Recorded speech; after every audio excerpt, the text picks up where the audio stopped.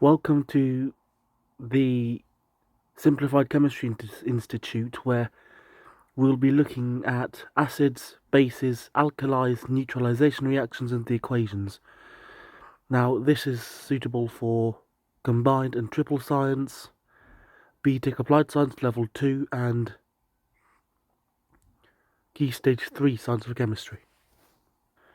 So let's begin. We have here acids, bases, and alkalis.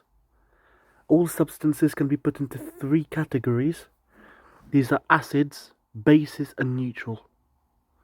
We have a pH scale to the right of your screen, which shows the acidic, the neutral, and the alkaline.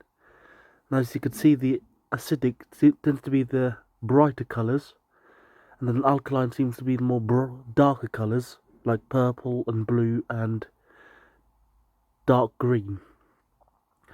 We use an indicator to show if a substance is either acidic, alkaline, or neutral. And we can use a pH scale, which is to the right of your screen. We also have something called a base. Now, a base is a substance that normally reacts with an acid in order to neutralize it. Most of the bases, like copper oxide, normally won't dissolve in water, but there are some other bases that will. Acids, neutral, and alkalis. Now, this is required for any qualification. Now, acids normally have a pH of less than 7, and then the stronger acids will have a lower pH. For example, if you have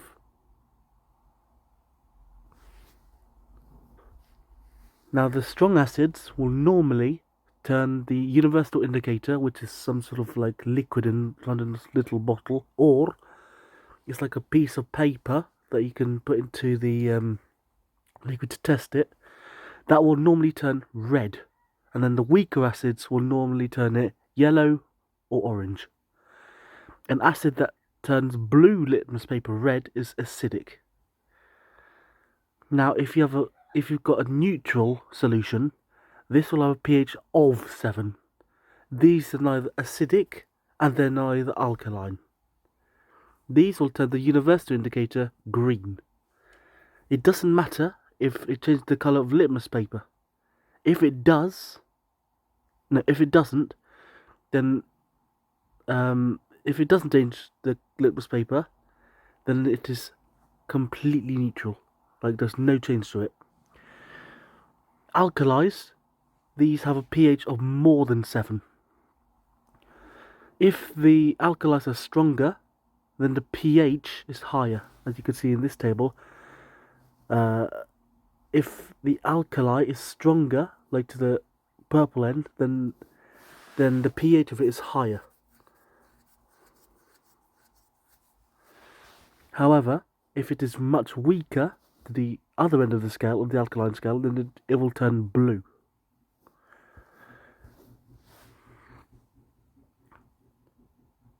It normally turns it blue-green. However, if you have an alkali that turns red litmus paper blue, then it's called an alkaline.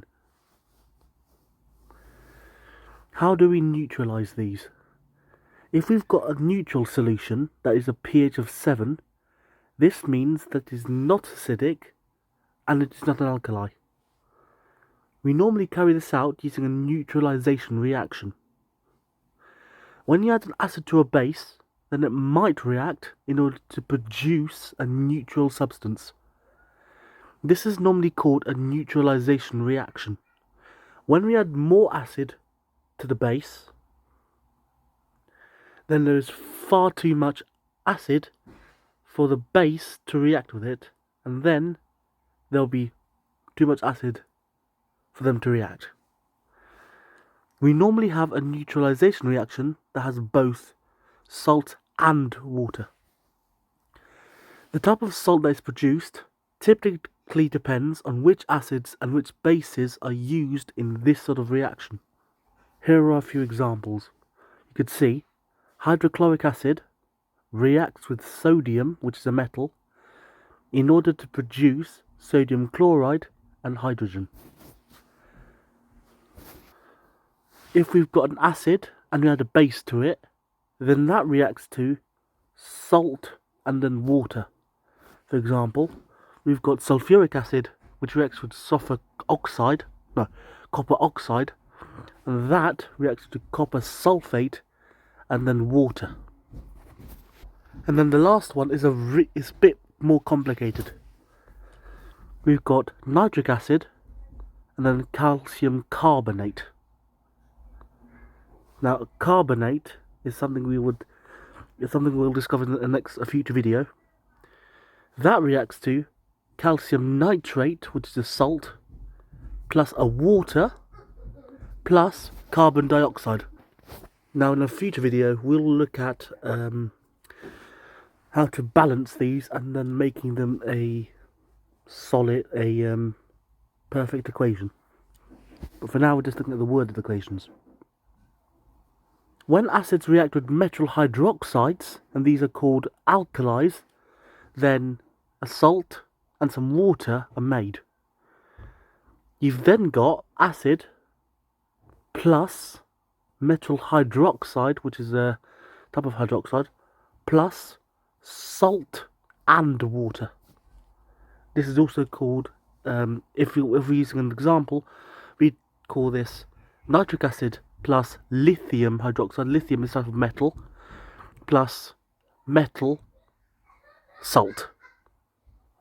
Because lithium nitrate is a type of salt, because they react together. Plus water. And we have the chemical equation at the bottom. Now this is only for higher tier. This is only for higher tier chemistry, triple science. Remember that if the reaction between a metal hydroxide and an acid, it can be represented with an ionic equation between both the hydrogen ions and the hydroxide ions in order to form water molecules. It's important to remember that the reaction of metal hydroxides reacted with acids, that is exothermic, meaning energy is given out, energy is released. Also, the reaction of metal carbonates with acids is called exothermic, meaning that the energy is given out or released. We normally use this reaction to test unknown solutions to see if they are acidic. We could do this by adding a solution of sodium carbonate into the solution, and if carbon dioxide gas is given off, then that means it's acidic. This type of reaction is normally used to test unknown solutions to identify if carbonate ions are used. To do this, we can simply add an acid to a solution, and if you could see bubbles up the top of the beaker, then that means carbon dioxide is given off. Therefore, the solution contains carbonate ions. I hope that's been useful. I'll be covering some other broader chemistry topics in future videos, so stick around and keep a lookout for them, and then hopefully you learn something new for your exams, and hopefully you do good. Thank you.